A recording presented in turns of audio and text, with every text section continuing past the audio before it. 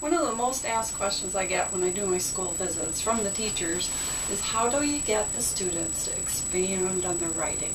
They're asked to write a story about maybe what they did this weekend, and they write, I went to Pizza Hut with my parents. The end. And that's all you get out of them.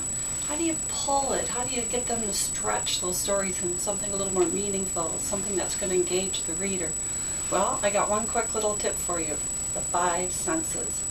Ask the children to expand on what they're feeling, what they're seeing, what they're hearing, what they're tasting. As they start to explain these different senses, they're going to expand on their writing, they're going to think through that situation and that scene a little bit more, and really start expanding on it.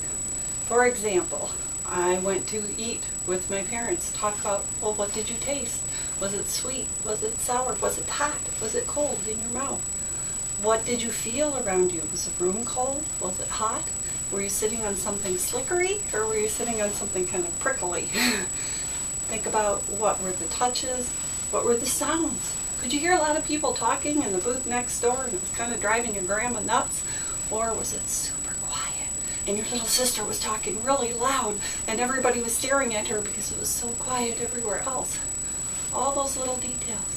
What did you see? Did you see colors? Was it light or was it dark in the room? What kind of shapes were around you? Was there a person that you noticed that was somewhere else in the restaurant? Break down each of those, the smells. Oh, could you smell the pizza before it even made it to your table and it made you really hungry? Go through each of the 5 senses with the children. Have them write a sentence. It'll take their story to a whole new place. And what's really great about adding things about your senses into your writing is this is how you draw in your reader. This is what makes readers feel like they were really there. Because what happens is when we describe our senses to someone, they begin to feel it too.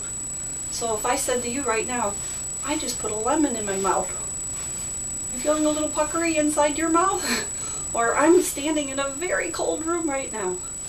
Does the hair on the back of your neck start to kind of go up a little bit because it's starting to feel a little chilly? When we describe our senses to another human being, their brain actually processes that sense and makes your body feel it as well. And that's what makes your readers feel like they were really, really there.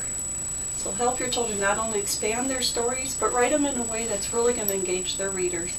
And there will be amazing ways, some amazing stories and anecdotes about what's going on in their life. And they can apply this to their fiction writing as well and really get creative with those characters.